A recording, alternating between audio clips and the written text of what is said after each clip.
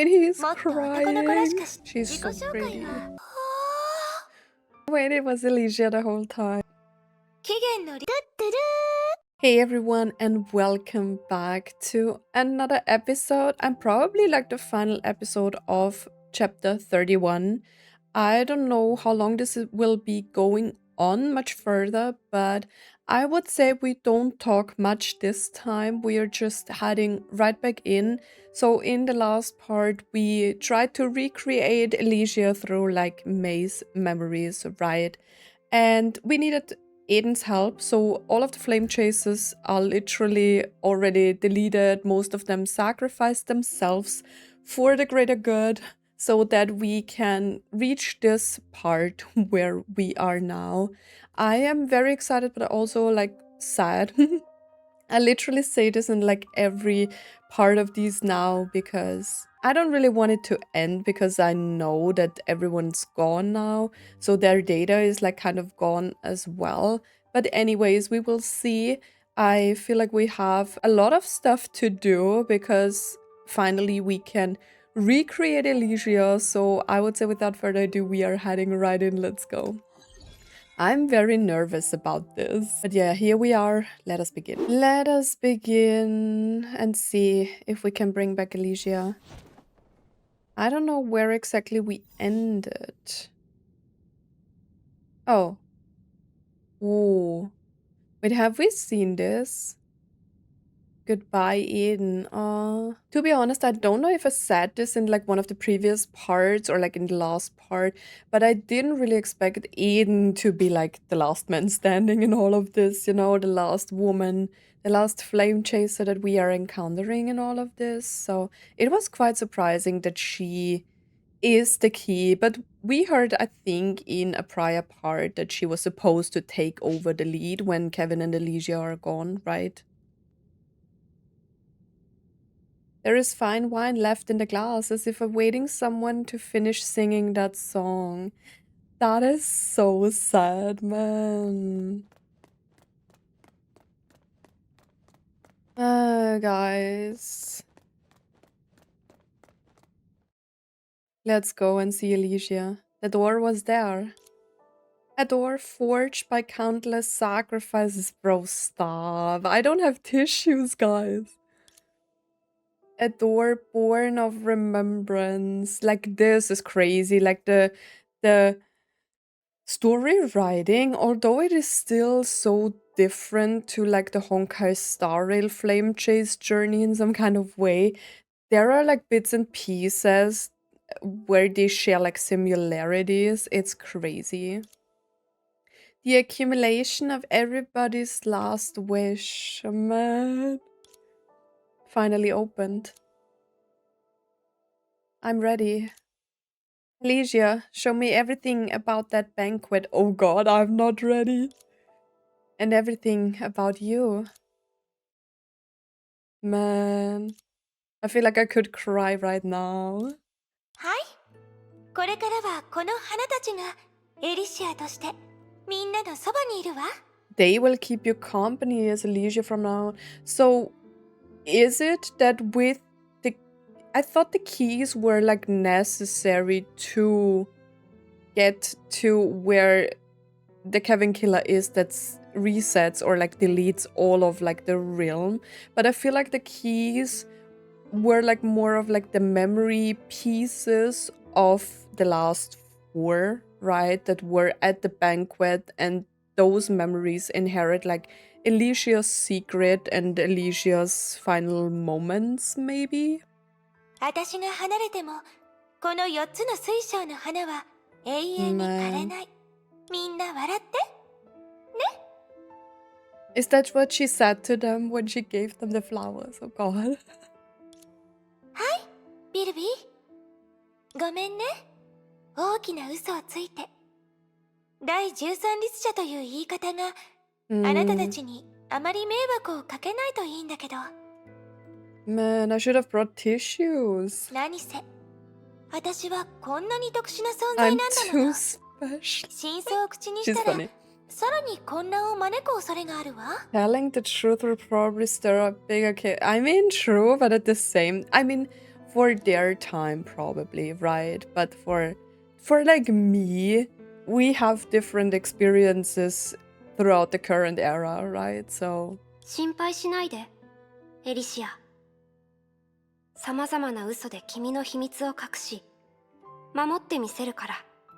it is crazy for me to see what they picked out of the story of these flame chases and put into the story of Honkai Star Rail. And I think for like the Honkai Star Rail experience is it was very nice for me not to have experienced this beforehand, because I feel like throughout the patches of Honkai Star Rail you also have someone who covers up a big truth, a big secret, you know, the life source of the people of this one planet. They covered up that it doesn't actually work. So the people were just thinking the device works and keeps them alive. But there was this one person that covered up the secret as well, you know, with a huge lie, which came out in the end. And I really love the connections between these two stories, but at the same time, they still feel different for me. You know what I mean? 世界や歴史を騙すなんて、私にとってはさほど難しいことじゃない。Man, 今日出席しなかった英傑に関しては、彼らの欠席が最高の証明になるはず I だよ。 think their absence says it all. So not everyone was content to, or were they already dead at the point where her banquet started?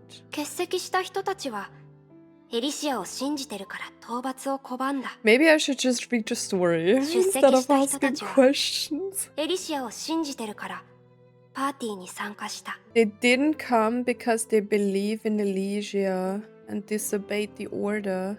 We came because we believe in Elysia and accepted the invite. ほら、君が信じてる人たちも君を信じてる。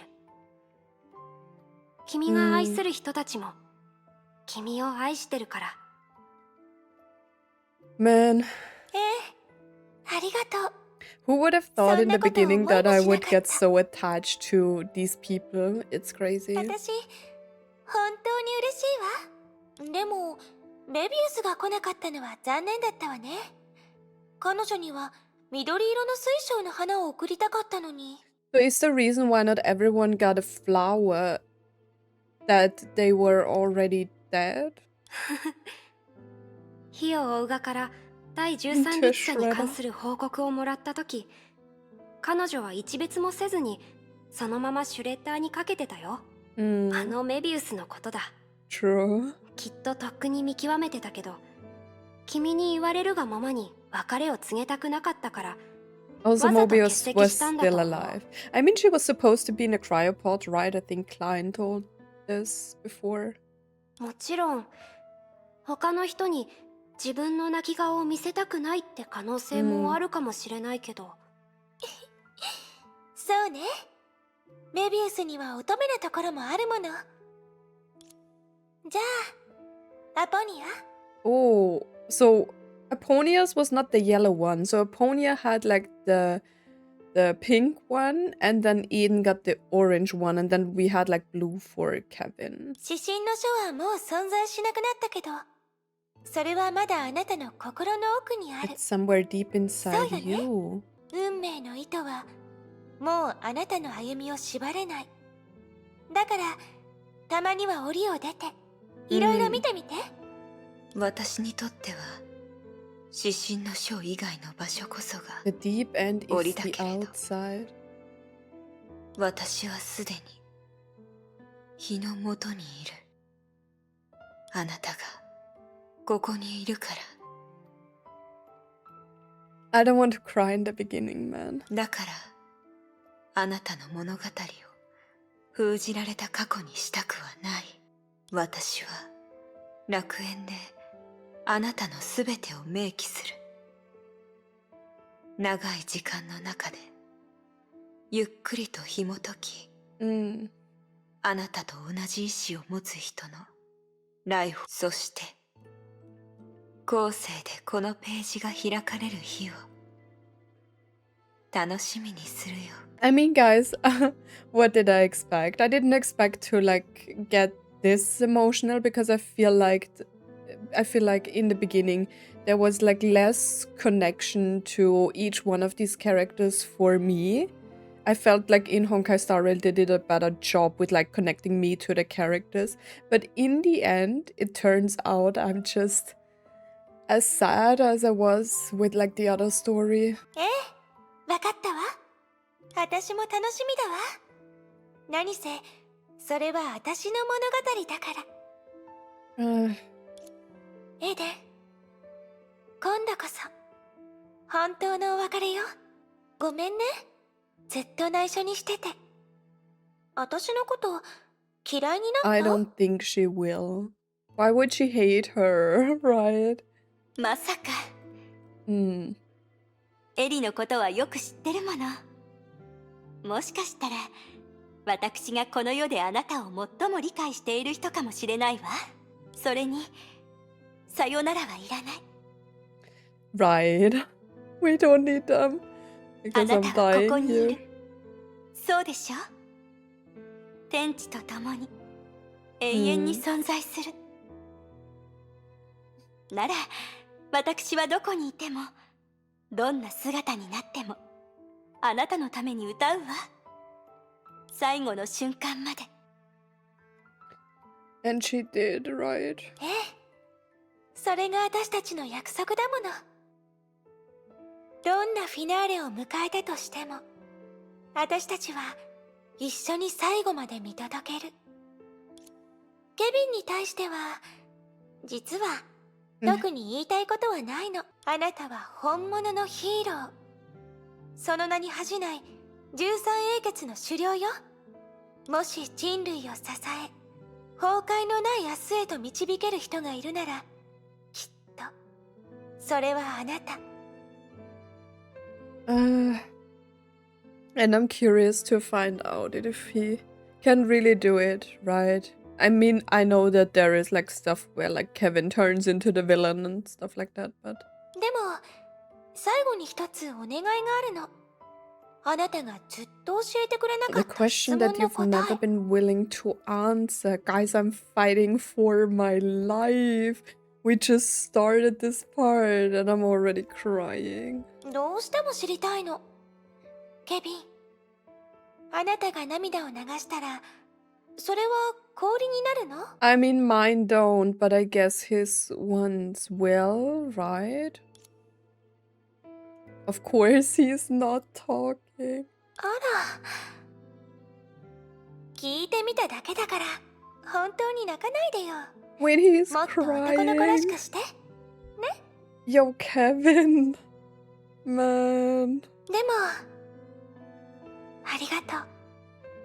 今その答えが分かったわ。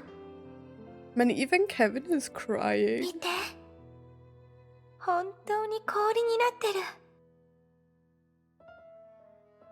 けど暖かい。ああ、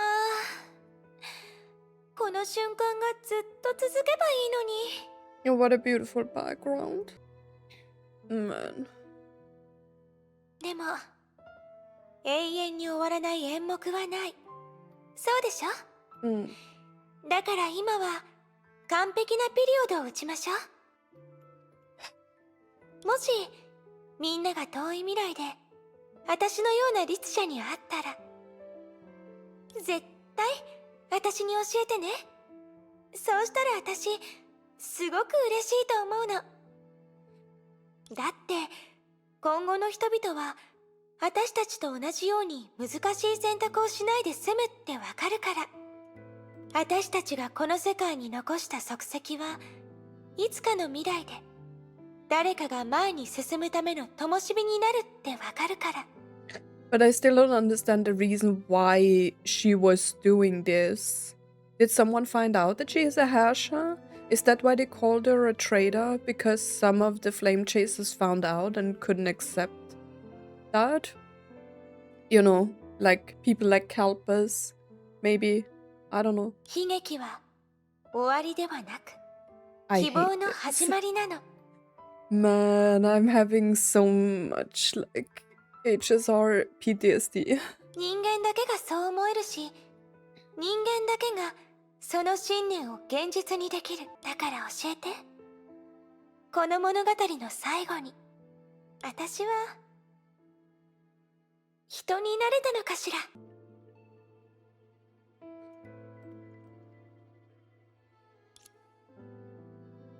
Of course. Those below the stage said. それは私たちの前にある事実でしょ。今夜もう律者はここに現れない。なぜならここで眠り後世に歌われるのは火を追うがの誇りある高貴な戦士13英傑を作り出したもの。無垢の人エリシアなのだから。Thank you. Those on the stage said. やっと別れを告げる時が来たわね。私は律者だからできるかもしれない。だけど私は人間だから必ずできるの。じゃあ私の友人、私の親友、私の最も大切な仲間たち。 Guys, I need to get it together a little bit. We just started. エリシアのフィナーレは美しく輝かないといけないの。最後に私を見送って。 But I feel like I kind of missed why this decision has to be made. I feel like I lost some like story there because what happened that she was in this, or was it because they had to like fight every Herrscher to get rid of the Honkai, so they thought that they have to get rid of her as well because she was a Herrscher as well? Doesn't that make her the first one at all? Because she was born. These shots are beautiful. There is a moon. And then the stars began to turn. There used to be countless glowing threads there. Those were strings of destiny that only Eponia could see. But now, those threads were slowly disappearing into emptiness. As if the predestined future had been by a pair of hands that could rearrange the stars. Wiped away. それは遠い昔の出来事。ある日、それは空から落ちてきた。地上の人々は仰ぎ見、 He 星空を fell 目に from する。 the sky that day. Did Kevin kill Elysia? Because I think there was a scene in Honkai Star Rail as well where Welt was talking about Kevin to Archeron, like the May XP or version in like Honkai Star Rail, and he told her that Kevin was like flying too close to the sun and stuff like that, and he also fell from the sky. I don't know, something like that. 星と月が神の娘を送り、彼女は人の伴侶になろうと決めた。 The moon and the stars sent God's daughter, and she was willing to be human's companion. 調風は彼女の車となり、視界は彼女の田畑となる。鳥は善の種を加えて、花たちは愛の昇華を紡ぐ。彼女はそうやって生まれ、大地で育ってきた。人類と共に成長し、 Oh, is that like the backstory? 目を出す。 Like she was sent from God instead from like Honkai and stuff like that. Growing together with humans, maturing together with the world. そして今、終焉がやってくる。そして今、帰る時がやってきた。 Time to return to the stars or what? ここで別れましょう。美しい世界。これからは群星が輝くでしょう。私が今、ここにいるから。 I feel like the story writing here is like very poetic, and it fits like the kind of Eden theme, like the actress theme that Eden has. これからは却下が咲くでしょう。私が離れていないから、どうか私の矢を、花を、それから私の愛を神聖の種にして枯れた大地に持って行って、そして永久に無価の人間性の花を咲かせましょう。 That is actually so cute and like really, really poetic here. 私の名はエリシア、最初の律者、人の律者よ。 The very first Herrscher. But how? I'm so interested in how... Is the backstory on how she was really like born, or was this the true backstory? She was like falling from the stars as a Herrscher of human. Crazy. It is so unexpected that something like this exists, you know, that there is like in the forces of Honkai, which is against humanity and their technologies and stuff like that, that there is like one Herrscher that loves humans. Crazy. ようこそ高潔で純真な魂。ようやくここに来たのね。 She's 自己 so 紹介 pretty. はいらないでしょ。じゃあこれで最後よね。ねえ、気分はどう？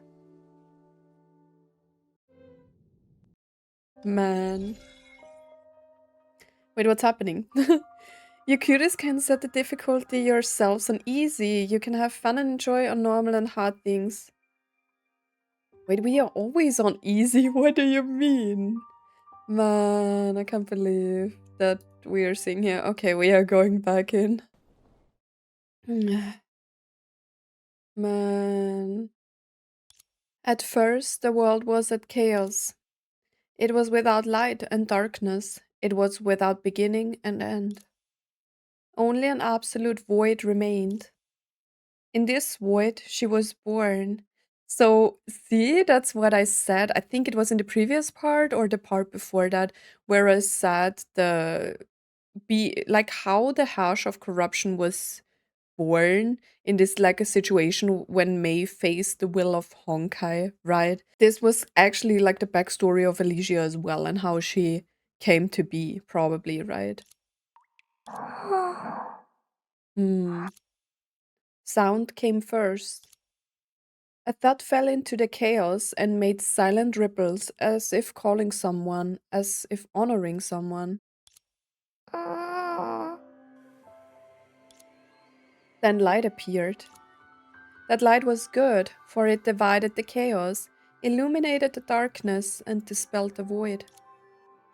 That light was so faint. That light was so bright. It is. That's actually kind of cute. Light motes flooded into the darkness, bringing in colors, sounds, and a gentle warmth. Those rays of light spilled in, raising waves in the calm waters, like a seed, a seedling, a bud, slowly sprouting in the hollow chaos. Consciousness grew clearer. Toward the light growing brighter, she opened her eyes. Hey, that's so cute. What she saw were lush trees, cool springs, floating clouds, and chirping birds. The world was reflected in her eyes, and she was reflected in the world. A breeze brushed past her cheeks, welcoming her. She opened her mouth as if to respond to the earth expectation. Wait. Oh. A wail. That was the first sound the girl who lived with a smile brought to the world. Oh, baby Elysia. Man.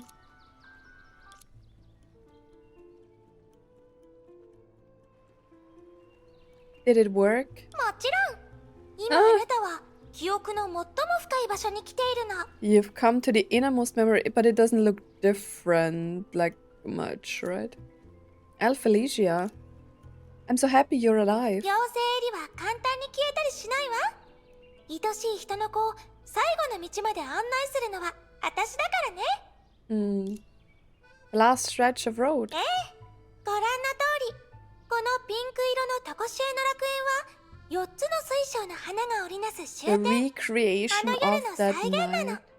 But it basically looks like the beginning area, does it not? エリシアは今、楽園にある一番奥のホールであ The なたを待って hall るわ。 at the end of the あ paradise. なたがするべきことは客人としてマナーを守ることよ。最も美しい姿でこの盛大なパーティーに出席してね。 The prettiest way. How can I do that? 身支度も大事だけど、 Dressing up. ここは記憶の世界だから彼女に関する思い出を通しておめかししましょう。 エ Okay. リシアと親しくしてるあなたでも知らないことがたくさんあるはずよね。 今はあなたの記憶に他人の記憶が溶け込んでる状態なの。 Now her まずは memory is それらをあ implanted なた in の一部にしなく yours. ちゃいけないわ。 I expected the cute human to assimilate it. 彼女の人生を経験し、その感情を体験し、選択を見届けて、そして彼 Oh, 女の心と共鳴し続けて、 okay. 心を尽くすことがお城にいるお姫様をがっかりさせない唯一の方法よ。 Princess in the castle. でも一人のすべてを背負うだなんてとても大変で困難なことよね。 Why? さっきから愛しい人の子はずっと無理してるのよね。一人で背負わせてしまって本当にごめんなさい。 I already had a break, but we are already like basically half an hour in. So, ここはあなたの思考の中だからまだまだ時間はたくさんあるわ。 thank you, Elysia, but it's alright. Elysia has already taken the stage, so as a guest, I can't keep the late waiting, can I? なんてロマンチックなセリフ。愛しい人の子ならそう言ってくれると思ってたわ。愛しい人の子、 Okay. エリシアという名の絵本を開く準備はできた？ No. I'm not ready. Anytime. 妖精の魔法を最後にもう一度華麗に咲かせましょう。 Like, May is like very unaffected right now, right? But she's like, she has her tasks to do. 花束の用意をしないとね。わあ、綺麗な花がたくさん。 Okay. 愛しい人の子、 I need a 早くこれ bouquet. らをあなたの一部にしましょう。 Let them be a part of you. Okay. Oh, backstory, probably. That was a rural village called Vladivostok 51. We heard this before. A hard-working gardener found a little girl with pink hair under the tallest ash outside of town. There, she slept peacefully like the daughter of nature. The gardener brought her back with him and sent her to the orphanage by the church. It was truly a bundle of joy. She loved to smile and being pampered. Everyone in town adored her, of course. When the snow began to melt, she stood in front of the church to give the flowers she picked to every passerby. That's cute. Reminds me of like Aerith. When the sun began to shine, she weeded the orchard with the children from the orphanage in anticipation of a bountiful harvest. When the leaves began to fall, she learned to speak, so she glued colorful leaves into pictures and told them as stories. When the snow began to thicken, she drew musical notes in the snow and hummed in the forest. The girl was a gift from the forest. They did not know where she came from, but they accepted her. Her innocent smile could always hit the softest spot. It was a shame that she did not have a name. They all wanted to give her a nice name, but never found the perfect option.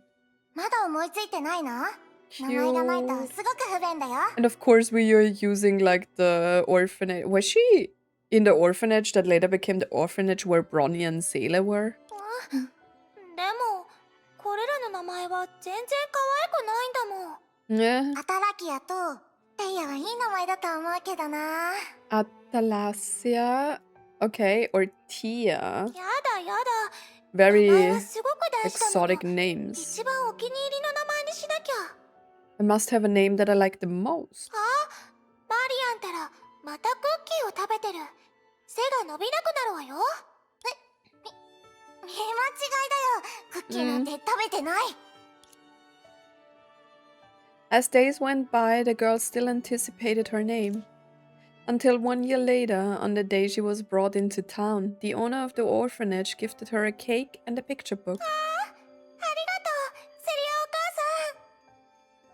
Celia. Celia? Don't we know that name? Celia. I think I heard this before. Weird. The girl hugged her first present tightly, reading it under the winter moonlight. Cute. It was a fairy tale based on an ancient legend. Legend said that at the end of the world was paradise. The protagonist embarked on a journey to find it, but nobody believed it existed. The protagonist did not give up. He traveled and searched tenaciously. After braving countless hardships, he finally reached his destination. Nothing was there. That fabled paradise truly did not exist. That's why she came up with the name Elysia, right? Because Elysium, I think, is a word for paradise. I don't know. Is it Latin? I don't even know, man. But the protagonist did not give up. He stood at the end of the world and shouted.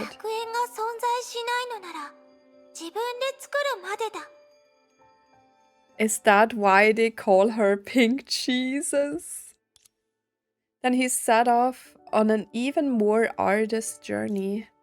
His objective was uncertain and his course was tortuous. But as a result, more and more people gathered by his side. With the same will, they headed for the destination of their dreams until the end.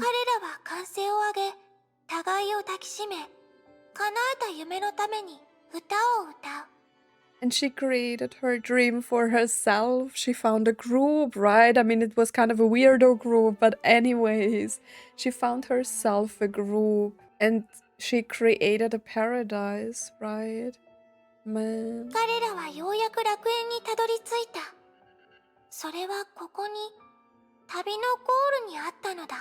Elysium. The girl widened her eyes. The quiet moonlight shone upon the last word of the story.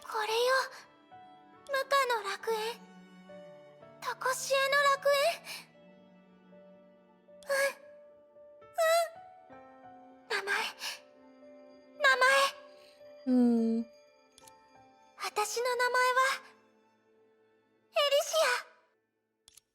That is such a cute story. This is Elysia's childhood. It's hard to imagine that there was a time when she was also pure and naive, just like an unbloomed sprout, full of curiosity towards everything in the world.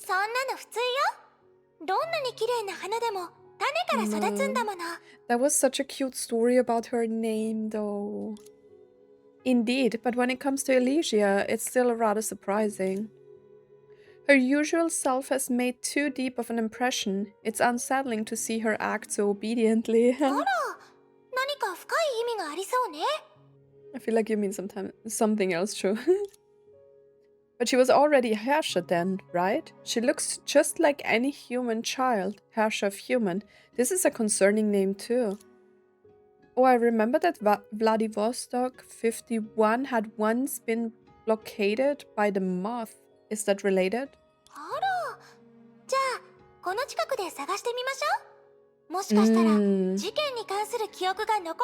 I think there was backstory. Did we see that in a chapter, or was that more of Elysian realm stuff? Let's go take a look. The story was finished, but may remain still. It's nothing. I just thought that the name Elysia really suits her. True.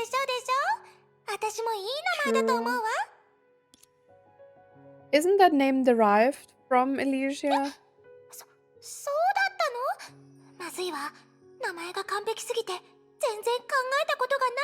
You're called Elf Elysia, man.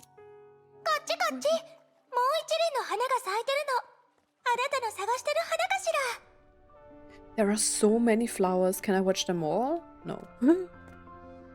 I can only watch... There are so many. We have to watch them all? That's crazy. I feel like we have heard the name Celia somewhere. Did I maybe read it somewhere? In the reports of the Flame Chasers? Who knows? ええ、あの人たちは何かを勘違いしてたみたいなの。みんなも無事だったし、お詫びとしてたくさんお金をもらったわよ。Does Celia have the same voice actress as May? She sounds a little bit like this. それじゃクッキーをたくさん買えるんだね。The music in the background kind of reminds me of Euphoria's music. でも、あの人たちは一体何を探してるの？みんなに身体 But 検 they 査 are を受けさせてま frisking で。everyone. わからない。でもみんな無事だったって言ったでしょ？それでいいの。Are they looking for something? Did they know?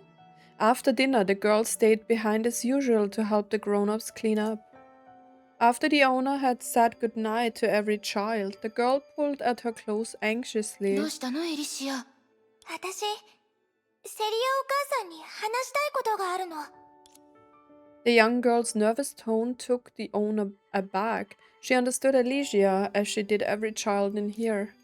She held the child's hand and gently encouraged her to セリア continue. お母さん、私、ここを出たい。At such a young age. 福祉施設を出たいの？ She sounds like Ara. May, right? 本屋でお手伝いをしたいの？あなたは絵本が大好きだからね。違うの。私、街を出たいの。街を出る？ She wants to form her own group and create paradise. この前、ここに来てみんなを連れ去った人たちのことなんだけど。彼ら、 Took away everyone. エリシア、どうかしたの？彼らのおかげで、外の世界がこんなにも広いって気づいたのよ。Okay. だから、外に出て、いろいろ見てみたい。私も絵本の主人公みたいに、世界の果ての楽園を探したいの。Did you know at the time that she was already not a human? いいわね。じゃあ、旅に必要な荷物は、お母さんが準備してあげましょう。That's funny. セリアお母さん、怒ってないの？怒るわけないでしょ。エリシアはただ自分の夢を持ってるだけなのに。That is so cute. でも一人でいるときはいろいろ気をつけて。外の世界はとても広いから、自分で向き合わないといけない道や選択もたくさんあるはずよ。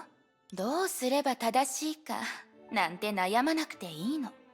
自分の心に従いなさい。エリシアは聡明で優しい子だもの。ちゃんと自分で自分の世話ができると信じてるわ。ありがとう、お母さん。ここ数日の間にきちんと近所の人たちにお別れの挨拶をするのよ。みんなエリシアのことが大好きだから。She's so small though. Will she be alright? 明日お母さんは雑貨屋に行って食べ物の用意をしてくるわ。あ、服も買わないとね。女の子だもの。綺麗な格好でいなくちゃ。そうだ、ジーミルおじさんのところに行って護身用の道具を作ってもらわないと。Self-defense. あら、 She's やることが probably いっ just ぱいだわ。 what 8 years old. And so, in the cheers and farewells of the townspeople, the girl put on her backpack and embarked on a journey. It's crazy to me, she's just a child, man. She took her first step towards where the sun rose. The birds sang for her, the flowers bloomed for her. Even the stream and the breeze chorused melodiously. The forest protected her and showed her the way. At last, she climbed onto the tallest hill outside of town. See, she's just a baby and she's traveling alone. She looks like Elf Elysia, and she saw that sight for the first time. 明かりがいっぱい。建物もたくさんあるわ。 That is crazy that she's so young and she's allowed to travel alone. She was astounded. The lights from tens of thousands of houses sparkled in the night, much like a marvelous painting. The town she thought to be her world was merely a dot of light that was difficult to spot in the painting. but it was the glow of those dots that made this sea of light possible. なんて美しいの。Mhm. She finally found the right word. That was her spontaneous admiration, her genuine exclamation. She was intoxicated by the beauty of this world. じゃあ次は私の楽園を探さないと。 She's so small. Elysia had a very good mother. 町の子供たちや大人たちも彼女のことが大好きだったわ。 Maybe that is her power as a Herrscher, that everyone just loves her. I guess she turned out this way precisely because she grew up in such an environment. So the anomaly that the moth detected was no mistake. A Herrscher was indeed born in Vladivostok. They investigated more than once, but they didn't manage to find her in the end. もしかしたらそれがエリシアの特権なのか A もし super れないわ。 charm. Yeah. 広く愛され True, 決 true, して疑われ true. ないすごい魅力があったとか、 Regardless, she felt that something was wrong and so chose to エ leave. リシアちょっと怖がってたわね。 Even though she did not know of the consequences, she wanted to protect the village and the people in it. I already guessed that she had like a feeling when they were searching and like taking people away, that she, had a feeling that this was supposed to be because of her. She must have been very attached to that place, or she would have left the first time they searched. The very first Herrscher, born even earlier than the first Herrscher, but everything she did conflicts with what a Herrscher from that era would have done. True. But even, like, who is the zero Herrscher? Like, in the current era then?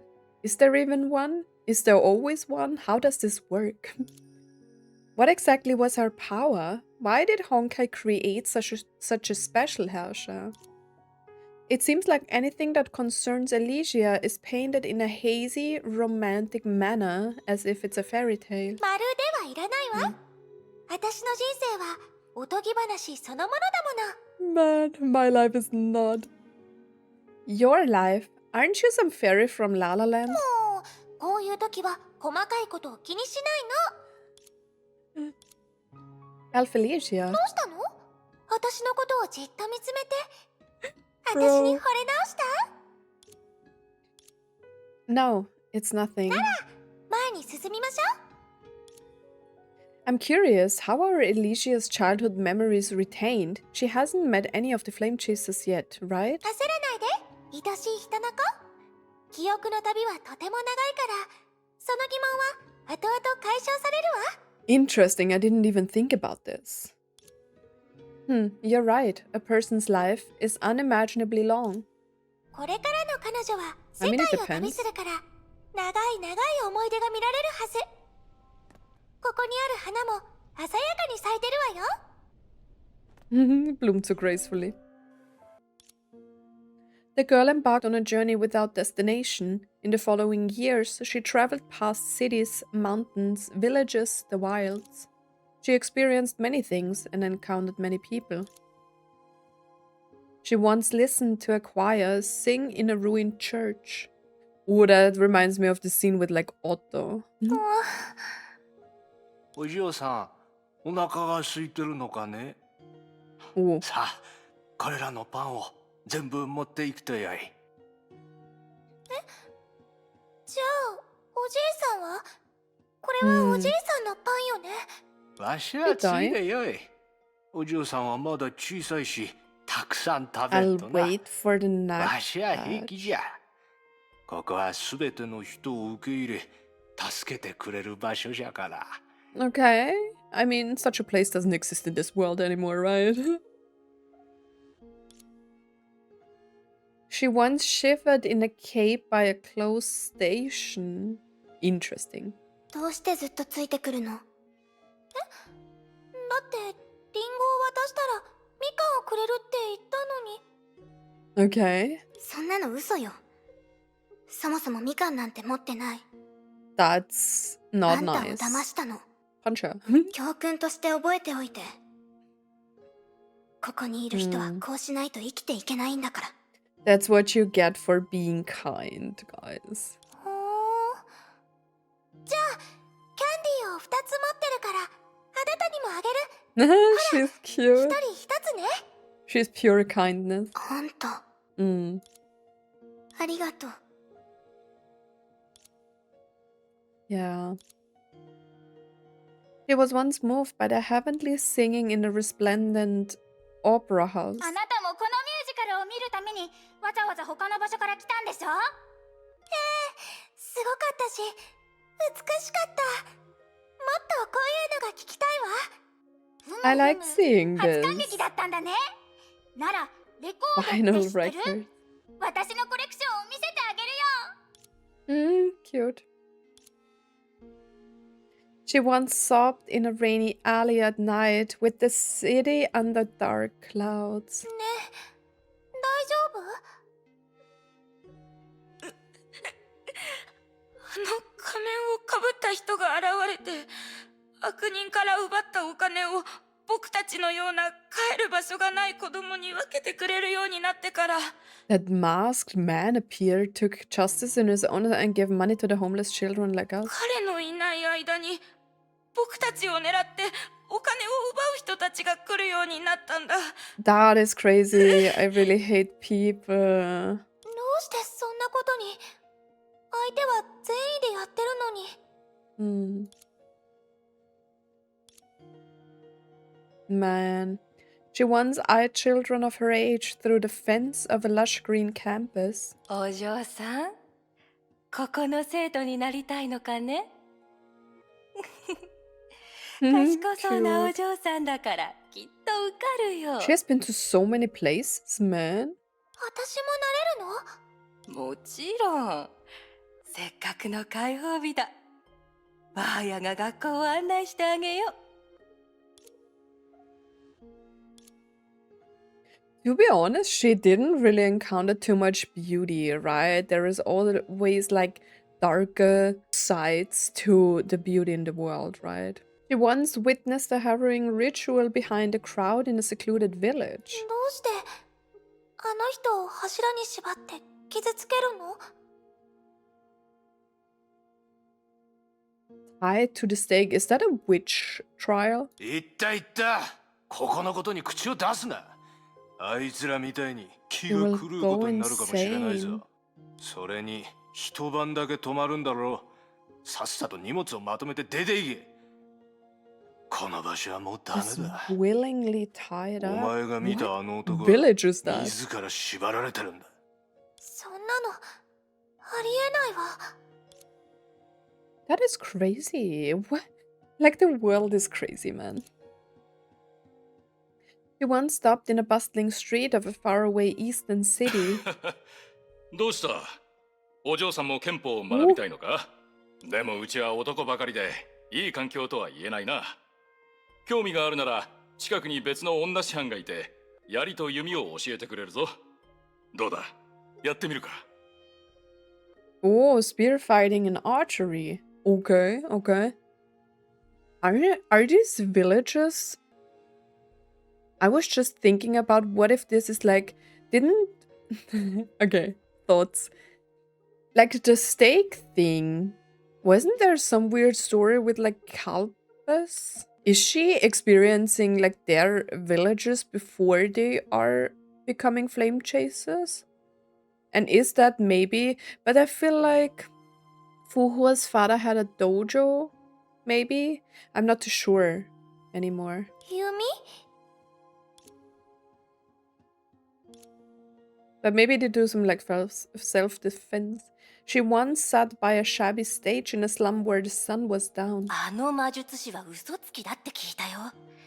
開演前に彼女を捕まえに来た人がたくさんいたんだ。 I'm right. She's like going through the villages and cities where the flame chasers lived. その人たちがバックステージに行った時にはもう彼女は姿を消して And this is now Vilvi's place, right?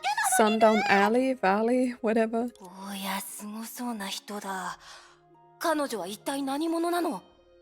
You respected her. What if it is her? むしろ私はそのこと自体がマジックショーの一部だって思ってるよ。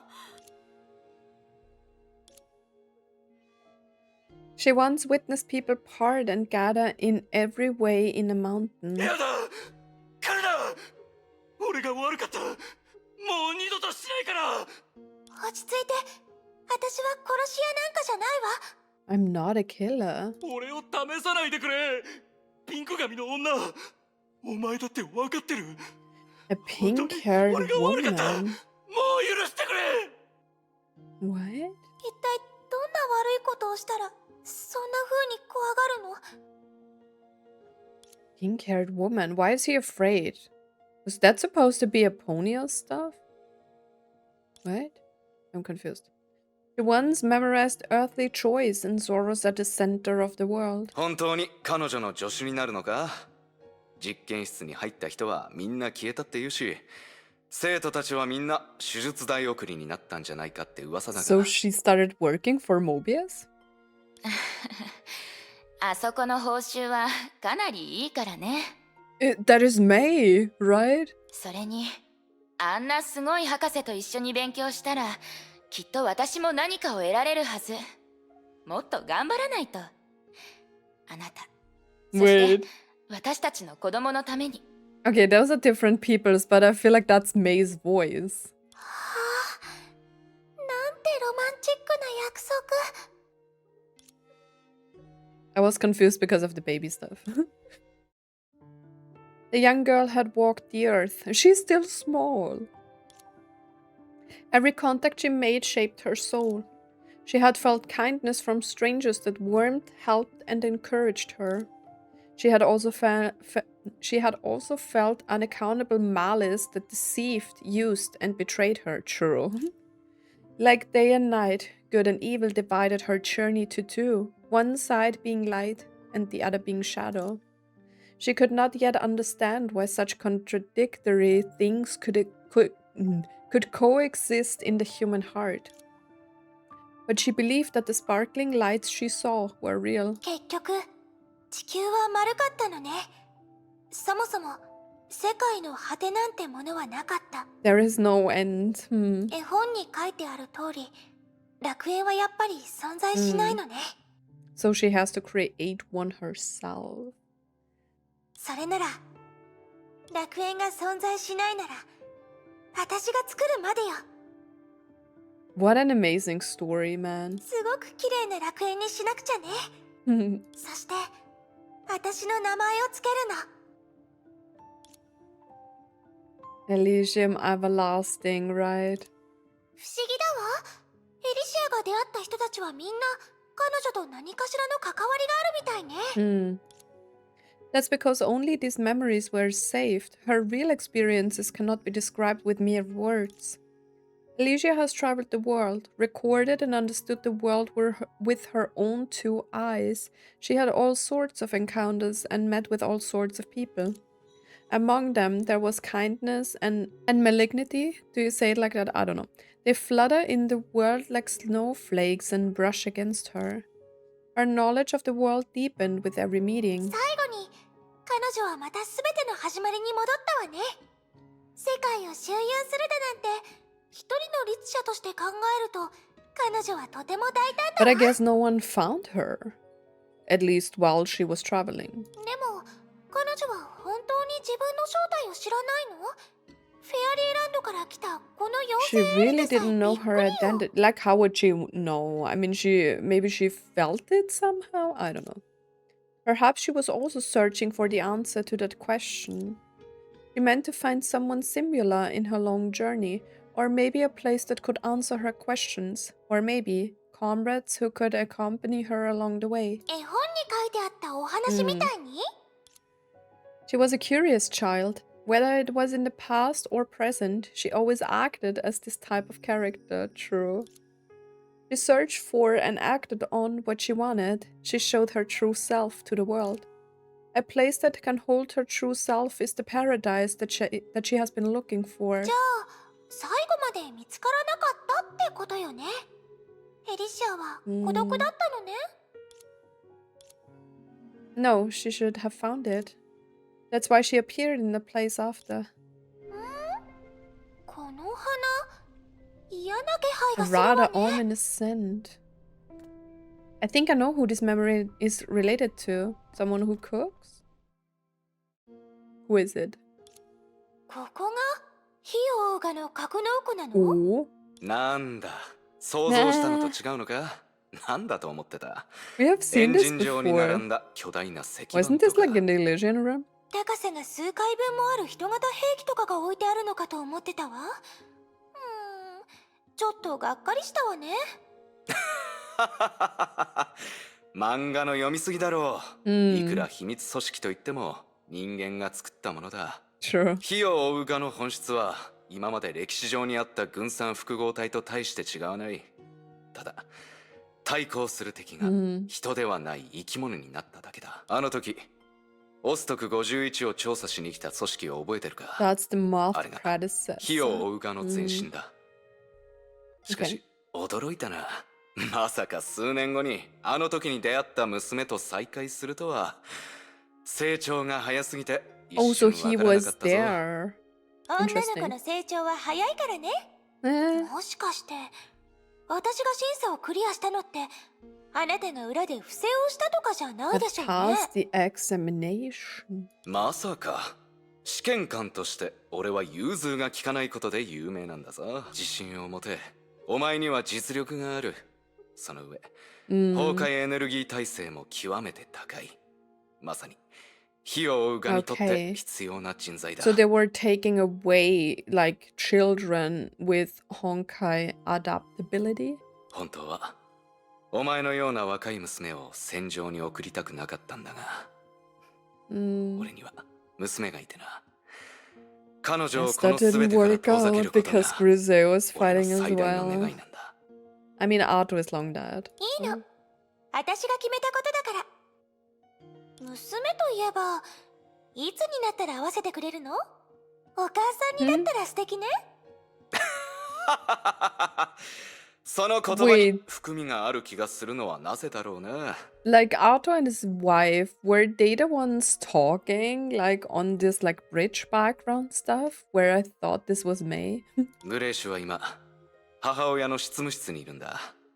だが近づかない方 After がい all, い it's ぞ。 Mobius's love. 何せ何？メビウス That 博士 Mobius, は yeah. 多忙で有名だからな。邪魔はしたくないんだ。あなたの世間話に付き合ってる暇はないわ。第二律者の遺体を引き取りに来たの。ついでにあなたを探してるブランカから伝言を預かってるわ。 Eh?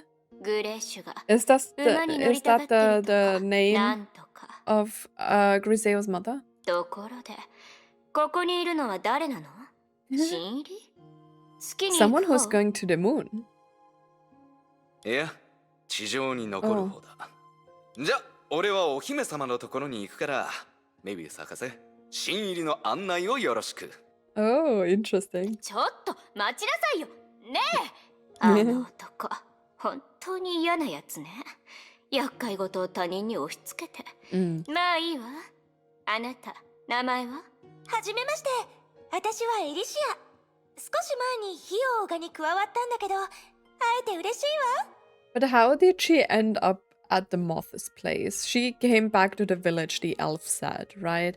And then she just voluntarily joined? よく聞きなさい、新入り。 Newbie. 私には関わらないで。あなたに興味はないから。 Yet. それに、私と一緒にいるのを誰かに見られたら、あなたに、わからないってなんですって。だって、そんなのもったいないもの。まだあなたのことをよく知 She's らない funny. のに。 I like her. 早く関わらないと、あなたをよく知ることができる機会を完全に失っちゃうでしょ？変なやつ。こっちよ、来なさい。何をぼーっとしてるの？案内してあげるって言ってるでしょ？ She likes 早 her くついてきて。 answer. 私は待たないわよ。あなたって優しい人なのね。嬉しそうに笑わないでちょうだい。気をつけなさい。最近組織に変わったやつが入ってきたみたいで、私のバッジも盗まれたの。犯人の目的もわからな My いし。 badge was stolen. Oh. Okay. なるほど。これはメビウスの記憶だったのね。思い出が急に他人から見た彼女になったせいでエリシアの心が見えなくなっちゃったわ。でもどうしてメビウスの記憶がここに現れたのかしら。彼女は水晶の花を持ってないのに。 True, she doesn't have a crystal. This was probably the first time Elysia officially met Mobius, true. In the end, she discovered and joined the moth, probably during the first or second eruption. I think Mobius said she was bringing in the body of the second Herrscher. 自分の出自を調べるために？ Indeed, she once told me that through Mobius' operating table, she interacted with all the Herrschers of the previous era. But I don't think that's the reason she got close to her. Whether it's about Herrschers or Honkai, as someone clueless yet involved, Elysia must have had more questions than anyone else, even then. Her intentions to get along with Mobius wasn't an act. I believe that her sincerity towards others stemmed from a pure emotion. With this meeting as the beginning, those people that have left a deep impression in her life began to appear one after another. Isn't it funny that we are kind of like going through all of these villages that are clearly connected to the Flame Chasers, and then she's meeting the Flame Chasers? Oh boy, those are... Are all these the Flame Chasers' memories? Oh god, I can watch all of them. Okay, we are starting somewhere. So I can like have an overview. We are starting here. 出て行きなさい。部外者が勝手に入っ Of ていい場所じゃ course, ない I'm わ。 picking Mobius. そんなことを言わないで、愛しいメビウス。明日が審査の日でしょ。私は彼女の保証人なのよ。彼女に会 I ってもい want い to でしょ。 see her. そういえ Oh, ば、名前も教えてもらってないわね。彼女のことは指名 wanted 手配犯 criminal. で十分よ。何せ彼女は異なる肩書きで12カ所の地区で同時に指名手配された人間なのよ。16だけど。 16. あら、案外得意げに話すのね。その調子がいつまで続くか。脅しちゃダメよ、メビウス。自己報告書を読んだけど、別にひどいことなんてしてないでしょ。いたずらにしては少し度が過ぎてるけど、 Many things cross 一 the 線 line を here. 越えることはここではそんなに珍しいの？それとも彼女があなたになりすまして大学図書館に入って書籍を閲覧したことを根に持ってる？そんなの勉強熱心なだけでしょ。エリシア、本当に相手の危険性を理解してるの？ I don't think she is. 彼女は数年で12の、いいえ、16の肩書きを偽造し、異なる地区に移動して、最後はたった一人で火を追うがに宣戦布告したのよ。 Oh, is that the beach scene? もちろん、そういった才能を持つ人は組織内では別に珍しくない。けど、火を追うがの機密を漏らしたこと自体がすでに脅威そのものなのよ。 When will be? What the hell? しかも、よりによって彼 She's 女 a は brilliant 頭の liar. 切れる詐欺師。私たちは彼女の正体すら把握できてないわ。それでも、あなたは彼女は役に立つと主張するの？ I mean, she can. チャレンジしてみたいのよ。彼女を連れ戻したのは私だから。私にチャンスをちょ Brought うだい。 her back. 後悔するわよ。 From the island? やってみないとわからないでしょ。本当の心を確認したいのなら、まずは相手を信じなきゃ。そうでしょ。じゃあビルビー、少しお話ししてみない？メビウス抜きで、私たち2人だけで。 Nah. Elysia is funny. Cosma. Oh. Wait, who is Dystopia? I always thought that Dystopia is like Griseo's mom, but she is not, right? にらめっこか何かなの？ Why are we back? 彼がずっと黙ってるから何か特別なルールでもあるのかなと思って。 Oh, she sounds young though. もういい。この2人がコンが言ってた新入りよね。名前はディストピアとコズマかしら。 The maid outfit is crazy. あなたは Metal 彼が some 言ってたおせっ Elysia. かいなエリシアよね。どうしてそんな格好してるの？ Uh, だって true. 今日は新人歓迎会だもの。 The 特別 newcomers な格好をし welcome てみたかったの party. よ。 I don't think that's better than her normal outfit. で Man. もおせっかいは余計だからね。私はみんなのことを大事に思ってるだけなの。 Mm. あなたたちのことをたくさん聞いたわ。例えばコズマ。クールで何も話さないけど私知ってるのよ。 True. あなたが一日でケビンに4回も泣かされた男の子。そうよね。 That is so funny. こっちを見ないで。言ったのは私じゃないから。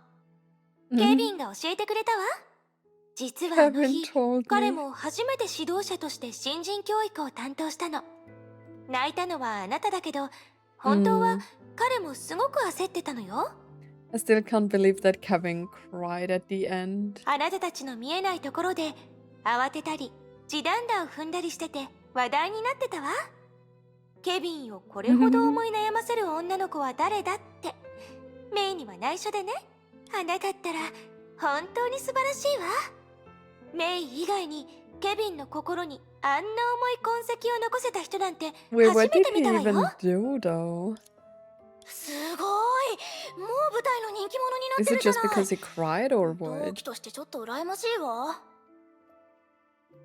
勘弁してくれ。じゃあ新しく仲間になった2人を観光のメガホンでコズマの偉業を宣伝してあげまし Bro, Elysia is mean. おい。ょう。ディスト Poor ピア隊員、 Cosmo. これはあなたに任せる初めての任務よ。必ず事実通りに基地のみんなに教えてね。はい、頑張ります。待ってやめてくれ Poor Cosmo. 姉妹 Oh, そう、 beach outfit. ほら、さくらの髪はピンクで私の髪も同じ色でしょ。着替えて一緒にいたらみんな私たちのことを姉妹だって思うはずよ。 Cute. そうしたら誰も私たちの正体を疑わないわ。ふむ一理あるの。応じてくれるのね。よかった。じゃあさくらはお姉さんね。姉妹に関してさくらは私よりずっと経験豊富でしょ。 Flashbacks, guys. なぜそれを知っている？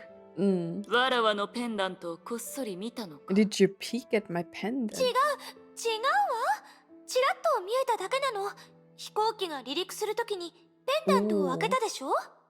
So she has probably a picture or something of her sister. あんな小さな動き誰も気づかぬと思ったが、どうやらエリシア汝を普通の同僚として扱わぬ方が良さそうじゃな。私もそう思ってるわ。一緒に機密任務に当たる仲間ならもっとお互いのことを知っておいた方がいいでしょ。 Their memories are clearly showing like the effect that Elysia had on everyone, right? 普段は話しかける機会があまりなかったし、さくら、あの写真のことを教えてくれるかしら。写真のさくらの笑顔、綺麗だったわね。 Oh, it's a 私もあ picture な of たの her 笑顔 and を her 間 sister 近で見てみたい together. わ。おいで、グレイシュ。こっちこっち。お顔をムニュムニュさせて。あら、柔らかい。 Am I going through all the flowers now? なんて可愛らしいの。お父さんに似てなくてよかったわね。いやー、私こんな可愛らしい女の子には本当に弱いのよ。 I mean, Elysia shouldn't be like that old at this point, right? That is cute. そうだ、メビウスおばさんがいないし一緒に外に遊びに行きましょう。グレイシュだってこんな緑色だらけの場所にずっといたくないでしょ。 In this green 女 place, の子 but だけ it's が not するこ green とをし here. ましょう。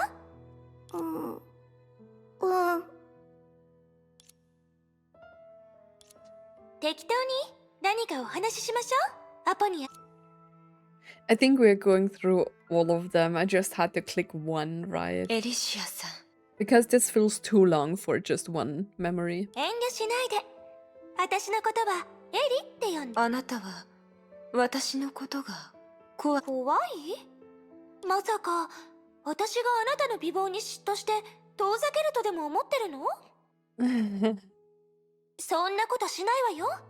私は綺麗な女の子が大好きだもの。すまない。本当に知らないんだ。お願い、先生。私にと What っ is て happening? 本当に大事なことだから。失礼ながら一つ聞いてもいいかい？ Is エリシアさん。 this all before the surgery? エリシアでいいわ。何かしら。僕には理解できないんだ。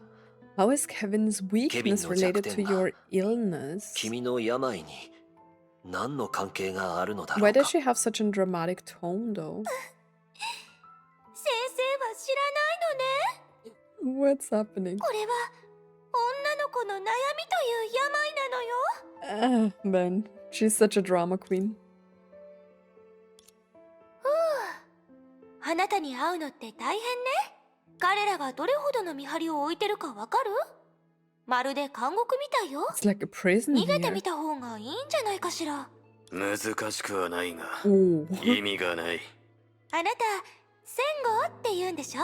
私の友人に少し似てるけど、彼よりずっと野生的で You're a little 自由だ wilder. わ。ねえ、血がつながってるとかじゃないのよね。A friend of hers, and who is that? Like, which friend of her is like, help us? 仮面を外して顔を見せてもらってもいい？ Ooh, I want to see his face. 人の話を繰り返すだけなんてつまらない。そうでしょ？だから今日は真剣な話し合いとかはなし。ただリラックスしておしゃべりしたいの。 She talking to Kevin now? 女の子同士の内緒話をしましょう。 No. それ Or がう maybe ちのスタイルだ Eden から or Fufu. 早くなれるようにね。まずはそうだ、服の話から始めましょう。 Of course. 服ですか？ Yeah, it's Hua. 忘れたの？来月は火を追うがの伝統の日よ。融合戦士は基地の舞踏会には参加しないの。でもその代わりに私たちだけで舞踏会を開くのよ。 Okay. 少人数だとまた別の雰囲気になるから楽しみにしてて。ちゃんとおめかしして友達を作ってね。それが入隊後の初任務よ。ふわ、きちんと対応するように。だって I'm responsible 勤務評定 responsible も for your 私が担当するんだから。 results. And what does the ball have to do with that? ダメよ。 Oh, 他のものはいいけど、それは人にプレゼントするものなの。これ？このヘアピンのこと？ she's stealing again. そうね。私がうっかり落としたってことにしましょう。次は気をつけてね。じゃあお客さん、私はここで失礼するよ。待って。どうしたのかな？ Did she steal something again? あなたの商品を Oh. もう少し見せて。水晶の花のブローチがあるでしょ？私にすごく似合うと思うの。じゃあスーは第7位にするけど意義はないわよね。 There is like so much backstory. I didn't expect this at all. Like the connections with the memories to like each one of them, and like throughout, like meeting all of these different personalities, she still sustained her wish to form a groove and create her own paradise. ケビン、 Oh, 黙ったままでいないで。大丈夫。もう I'm 怒っ not てな angry いから。あ anymore. なたの言った通り、私たちは過去に執着しちゃダメなの。だから私はこうやってちゃんと未来のために活動してるのよ。昔からの友人である彼の番号に関して本当に何の意見もないの？ Mhm. どんな意見？エリシア、僕はまだ君が一体何をしようとしているのか She wants to 理解できて create いないんだ。 paradise. What do you mean? ねえケビン、そんな風に言わないで。あなたはもう私の目的を把握してくれてるって思ってたのに、たとえ目的は分かってなくてもこの状況下においての必要性は理解してるはずよ。ほら、みんなもうすぐ離れ離れになるでしょ。悲しいけどこのチャンスを生かせば私たちは重大な選択をするときによ Everyone's り going 多 to くの主 split up 導権を握れ soon. るようになる。 There's a chance that it will let us hold greater authority over important decisions. 私が作ろうとしてるのはヒーローの組織であり、人類最後の防衛戦でもあるの。火を追う13英傑、この名前はどう？ Countless memories rushed forth and surfaced in their minds. Like waves, those memories ebbed and flowed. A person's lifetime is so trivial, chaotic, yet enduring. Such lively memories, so many things happened. Although Elysia always claimed that she has never changed over such a long time, you can still see her slowly mature from her youth. I mean, of course. She is still the same though, right? And she like maintained her wish throughout like all of her journey. それにどんどん世渡り上手にもなっていたわ。 Every meeting is a turning point that split her life into different parts. She seems so different, yet so similar in everyone else's eyes. She's always smiling, just like a happy elf who never has a moment of sorrow. Even in the realm, when you look at her like this, she makes you feel happy and だっ comforted. て人の本質は変わらないもの。 True. みんなに対するエリシアの感情もきっと嘘じゃない。たとえ彼女が律者だと知る者がいなくても、たとえあの理性的な時代の律者は人類の敵になる運命だったとしても、 True. 彼女だから彼女の結末はきっと幸せで温かいもの。そうよね。Now that I think about it, someone important seemed to be missing from that memory just now. I think we might get an answer to this question in her remaining memories. Did we miss some? We had... Oh, Eden. True, true, true. つまりあなたはそんな子供時代を過ごしたのね、エリー。ええ、私が忘れても代わりに覚えていてくれるんでしょ。 So she told Aiden. So Aiden knows her story and that memories could be created like this. もちろんエリも知ってると思うけど、あなたのことを私が忘れるわけないでしょ。 True. でもエリー、本当に脚色してないの？回想録というよりおとぎ話のように感じるわ。このエリシアの物語はおとぎ話じゃないといけないの。この夜空の星が永遠に輝いていればいいのに。残念だわ。夜がもうすぐ終わるわね。エリは私たちに別れを告げるの。やっぱりエデンの目はごまかせないわね。多分そうだと思うわ。メイは間違ってなかった。少なくとも肝心なところは間違ってないの。もしかしたら私もしかしたら私は本当に律者なのかもしれない。こんな日が来るって分かってたわ。 So the only reason she had to die was because she was Honkai, and they thought that no one who is Honkai should survive. だから大丈夫。これから何をするかはすでに考えておいたから。そうなのね。 Eden smiled but said nothing else. The two of them immersed in silence. Elysia only spoke after a long エ while. デン、ごめんね。いいのよ、エリ。エリがどれほどこの世界を、人々を愛してるか、私にはわかるから。だからこそ理解できるの。エリが決心するまでどれほど辛い選択をしたか。どんな状況で仕方なくその道を選んだか。だから私は最後まで付き合うわ。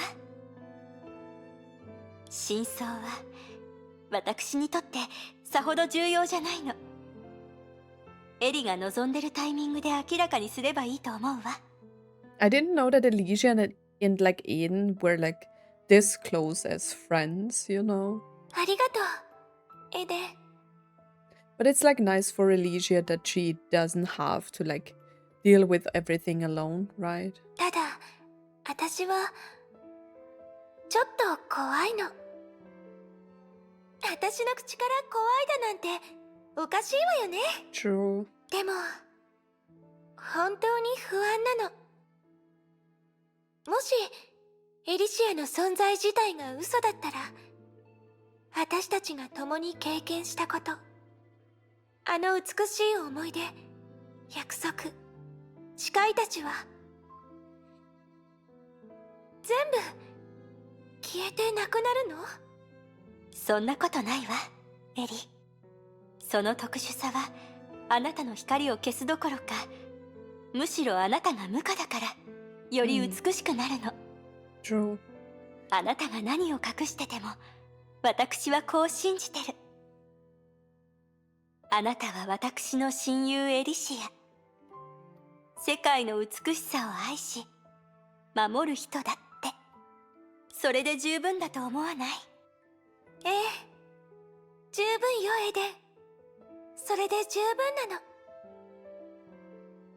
の。だって私たちのような可愛らしい女の子を本気で好きにならない人はそういないもの。じゃあ最後のパーティーでもう一度エデンの歌を聴かせて。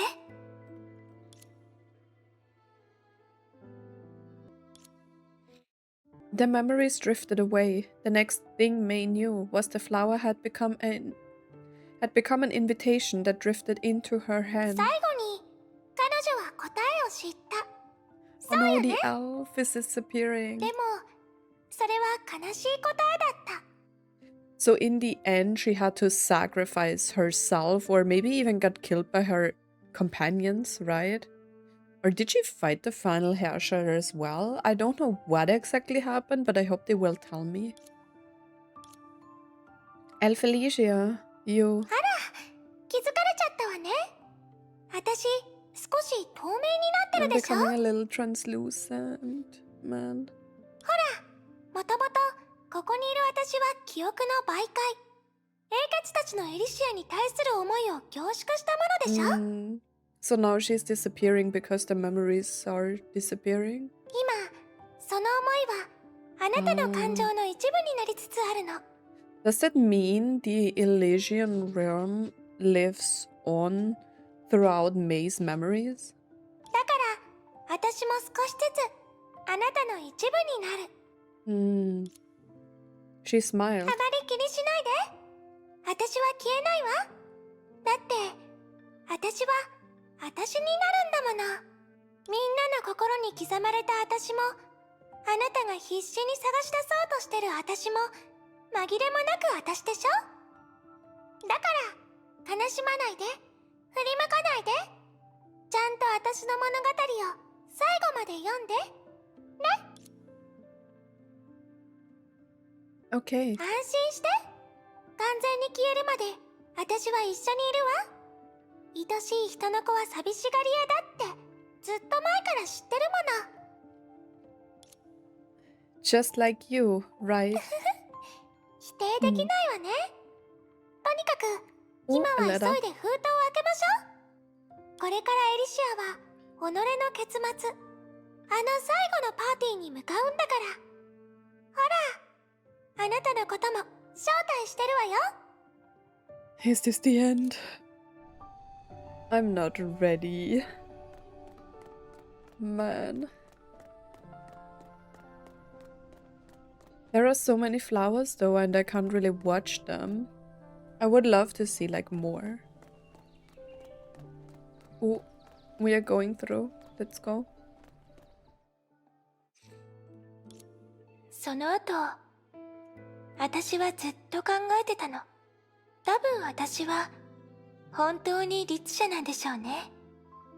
当然でしょ？でないと説明のつかないことだらけよ。もしかしたらって思ったりもしたけど、何せ私は他の律者とは違って人から律者になったんじゃない。急に現れたから。But I kind of thought it is always like this. I thought they were like literally like this malice, whatever energy is like the Honkai and then it possesses people. I don't know. 今は現実を受け入れなければならない。と言っても、私の力は一体何なの？誰も教えてくれなかったし、私が何をすべきか誰かに言われたこともなかった。Is there no like Honkai connection system or whatever, like some network where they are like communicating, or how is like the will of Honkai? I don't know. How is it like doing like connecting itself to like the different Herrschers? そうね。少しだけ可愛らしくて、頭が良くて、完璧に近い以外。And a little more perfect. 私は普通の人と大して違わないわ。つまり、これが答えなのかしら。The answer is that she's just like everybody else. 人の外見と人の品性を持つ。人と同じように息をして、人と同じように生きている。時に喜び、時に悲しみ、時に落ち込み、時に元気になる。昨日との別れは寂しいけど、それよりも未来を選ぶ。だったら、私の名前は人の律者と言うべきかしら。She gave herself the name. 人間性の律者。Humanity's Herrscher. Like the one Herrscher that will fight against the others. それなら今、私も人だけがするようなことをするわ。The girl quietly brushed her hair in front of the mirror. Cosmetics were strewn before her. Evidently, she just had an intense struggle with those bottles. なんだかいまいちね。 She's getting ready and look at the heart and everything. アイシャドウの濃さが違う気がするわ。あ、チークの位置も対象じゃないかも。 Yeah, makeup is hard. こうなるって分かってたら、もっとビルビーにメイクを教えてもらえばよかった。こんなに難しいとは知らなかったわ。True. だって私は綺麗だし、メイクなんて必要なかったんだもの。もう一度やってみましょう。Man, Elysia. あら、リップラインが少し曲がってるわね。As long as she doesn't wear the maid outfit anymore. ハイライトは使わない方が良かったかしら。Is she like getting rid of the makeup now? ハイラインがにじんでるわ。 That's why I don't use one. I mean, I have it tattooed, but anyways. できた。 She smiled at herself in the mirror and looked at the 12 invitations on the vanity. Ooh, wait, did she invite everyone to the banquet? But not all of them were alive, were they? 12 invitations she prepared Sakura's. Only she never sent them. Ooh. だって、私は大きな嘘をついたもの。水晶の花は一度割れたら、もう二度と元に戻らない。人の心も同じ。でしょ？人間性の美しさは、それほど壊れやすいものなの。壊れやすいから、一生懸命に守らないと。そうよね。Like the crystal flower shattering and never being the same as before is probably a reference to the way that she is getting deleted in, like, I think the Because of You cutscene, right? And then she comes back, but it will never be the same because everything lives inside of May after this, right? What followed was the last banquet she prepared for herself. It would go down in history as humanity's victory over the Herrschers. Wait, was she the last one? And she would perform the true ending on the unseen backstage. もし全ての律者に人間性を取り戻せる可能性があったら、律者になることが死別と同義でなくなれば、 If every Herrscher had the potential to regain humanity. 人々は二度とこんな難しい選択に直面しなくて済む。人類は希望を手にする機会を得られる。私たちにとってそれは勝利よりもずっと貴重なの。だからもし人間性が私の力なら、もし人類の美しいものがエリシアを構築するすべてなら、物語の最後にそれらを私が誕生した場所に持って帰らせて。そして枯れた大地に花の種をまいて。私は信じてるの。この世界が私を育てたなら、無価で永久の花を咲かせられるはず。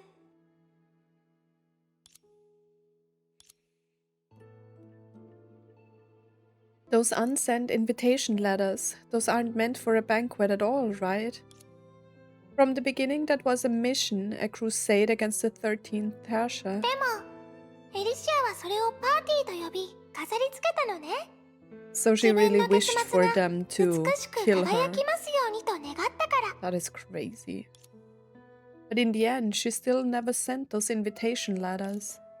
She was afraid that others would not accept the truth about her, afraid that her one lie would hurt those she treasures.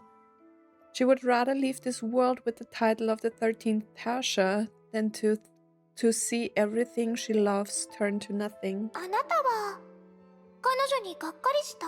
No. How could I be? May raised her invitation. It was glittering like a poetry or a love confession that begged to be opened. So now we have to kill her? So what if she's a Herrscher? Aren't I a Herrscher too? But she did not.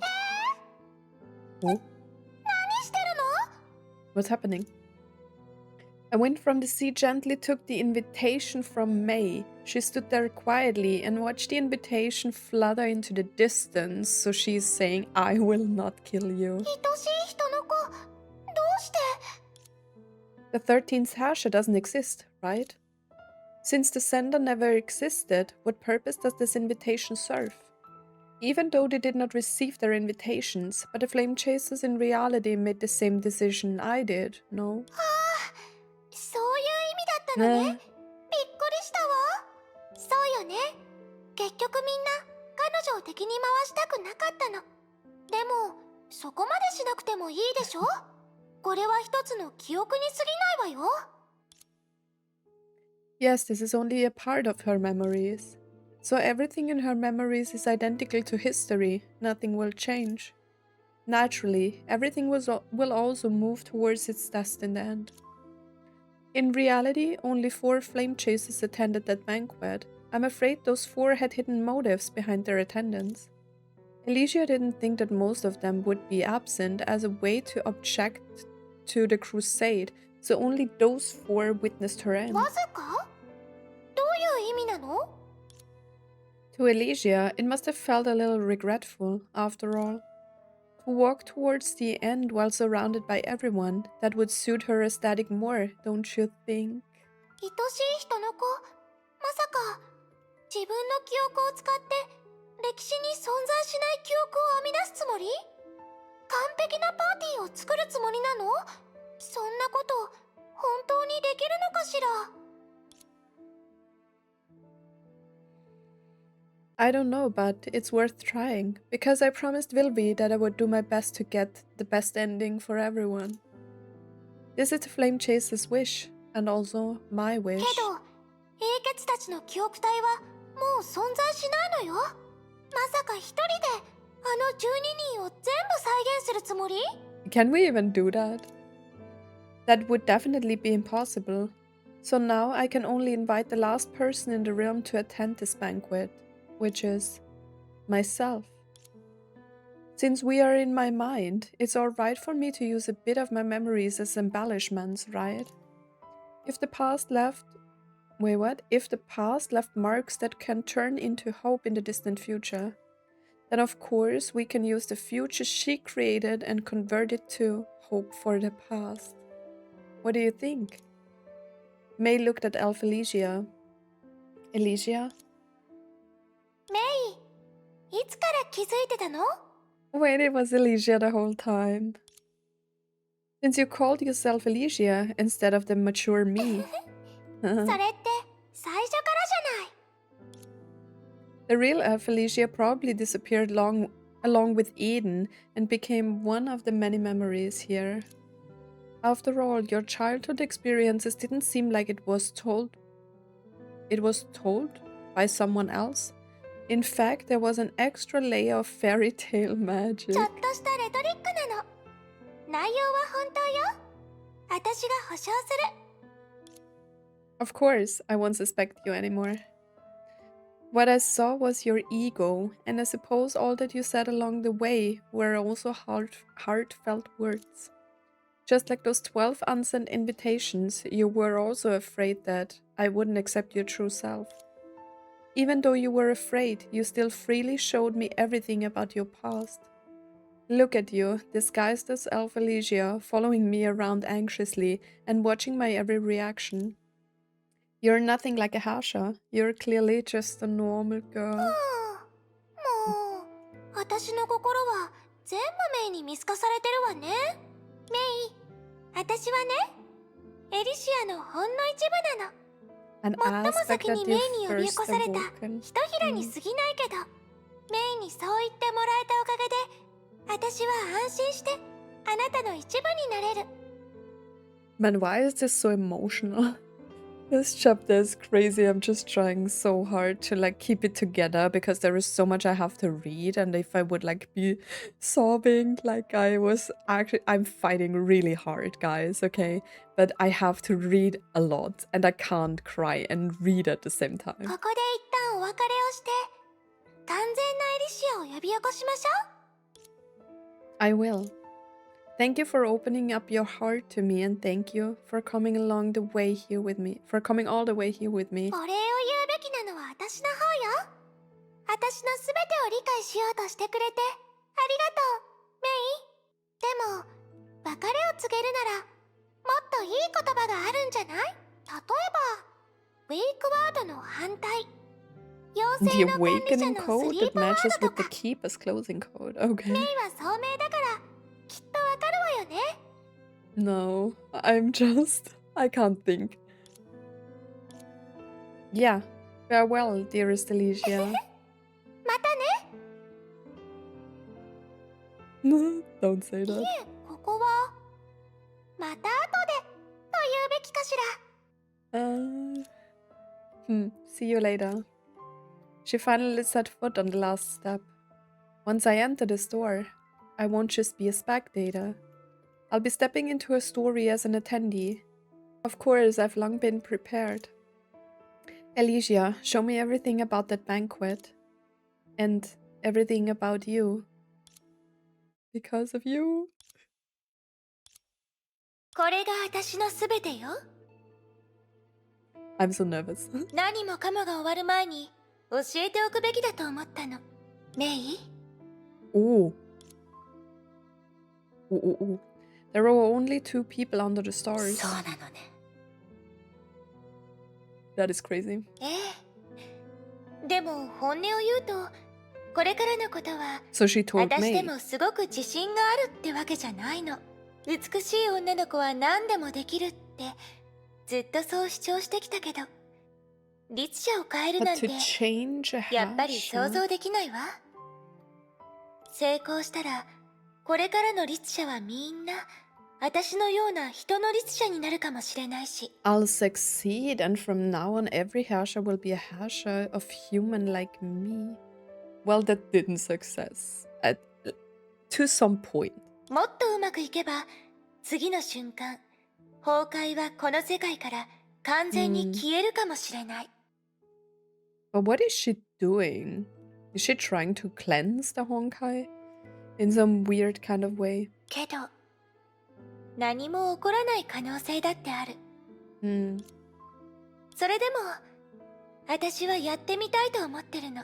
ここまで戦ってきた人たちや、私が愛するみんな。彼らは、もっといい結末を手にするべきだわ。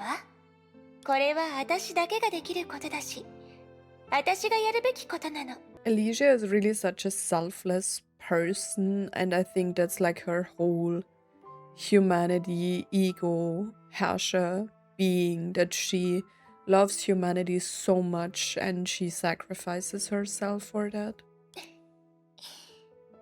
私の誕生は、その瞬間のためにあるのかもしれないでしょ。あなたでも推測しかできないなら、私たちは本当に崩壊について It's 何 funny も that 知らな Dr. い。May has a voice, but May doesn't. Then we really know nothing about Honkai. 考えてみれば当然よね。崩壊、律者、終焉。それらは所詮、火を追う側が作った現状を説明するための人類の言葉に過ぎない。でも、そんな説明はあくまで推測であり、物事の本質なんかじゃないわ。True. そう言わないで。私が代わりに、神の意志は人々の想像でしかないっていう確証を得たでしょ。At least I've ascertained for you that the so-called will of God is only a making of humans' imagination. So is there no will of Honkai? 律者を滑る神なんて存在しない。少なくとも私に関しては、あの信者たちが口にしたような意識は一度も現れなかった。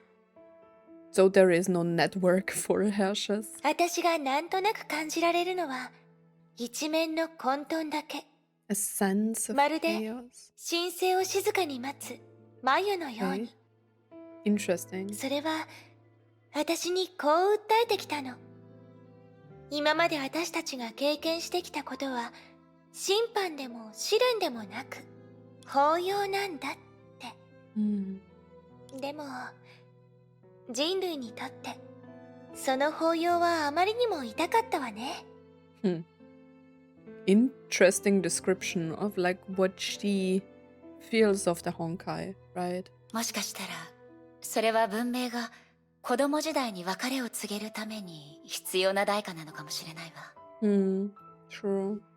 子供でいるのはもちろん楽しいけれど、それは己の運命を他人に任せることを意味する。私たちはこの星にとらわれない。眉を破って羽化し、広い宇宙へと羽ばたくことこそ火を追うがの使命だし、人類と地球の文明の未来なの。羽化。とても綺麗な表現ね。それなら私のような律者も羽化したと言えるかしら。確かにとても適切な定義になるわね。いつか未来の人々がその表現を使う日が来るといいんだけど。I really don't have to say much, right?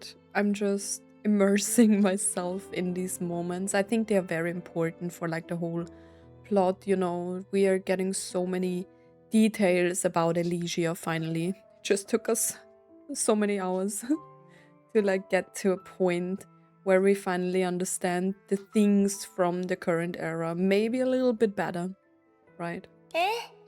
きっと来るはずよ。エリシア、教えてくれてありがとう。あなたの開花をこの目で見られないなんて、とても残念だわ。Because she's dying, right? 気にしないで。メイの体のことはもう秘密じゃなくなってるから。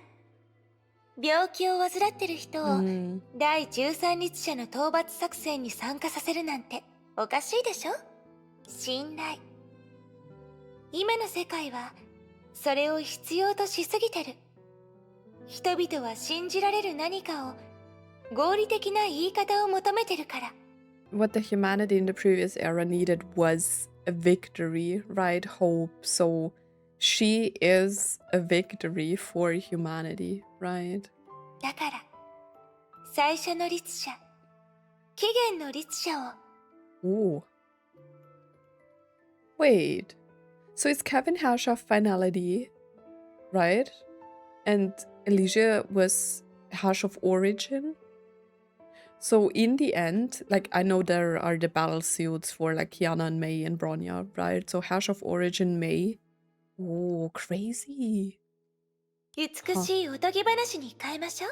I didn't really think of that, that like the Herrscher, like before the first Herrscher is the Herrscher of origin, right? And the last one's probably finality. Dr. May wanted to say something, but did not. そんなに重くならなくてもいいのよ。Crazy. That is the first time I think that we heard of like Herrscher of origin, right? 私は物語のヒロイン。愛する世界を救うなんて当たり前のことじゃない。ほら、終わりが迫りつつある今でも誰かが明日を夢見てる。文明が暗闇へと崩れ去りつつある今でもそこから光が生まれようとしてる。そんな人間たちが好きなの。きっとこんな世界だからこそ人の律者っていう奇跡が生まれたんだと思うわ。私たちの何気ない日常が確かにかつてない物語を生み出した。未来の人たちもきっとできるはず。そうよね。Man, I hope so. メイ、一つ約束して。たとえ成婚が確実に成功する計画だとしても、火種は手放さないでくれる？ What it was Project Ember again? It was not. Was it Fuhua's project? I kind of forgot. 何せ最も想像しがたい計画にこそ最も偉大な可能性が秘められている。約束するわ。But I forgot. 何もかもを覆し、すべてに新たなる定義を与える成婚計画。どちらにせよ、内に秘められた真なる力は共通してる。この先で、かつてない道を切り開いてくれるはずよ。So now that I think about it, was the reason why Kevin wanted to push Project Stigmata in the current era, was that the reason because he thought that Project Ember didn't work because the Honkai was here again? それでも、一つが最悪で、もう一つが最善になるだなんて、ちょっと面白い事実。One is the worst and the other is the best.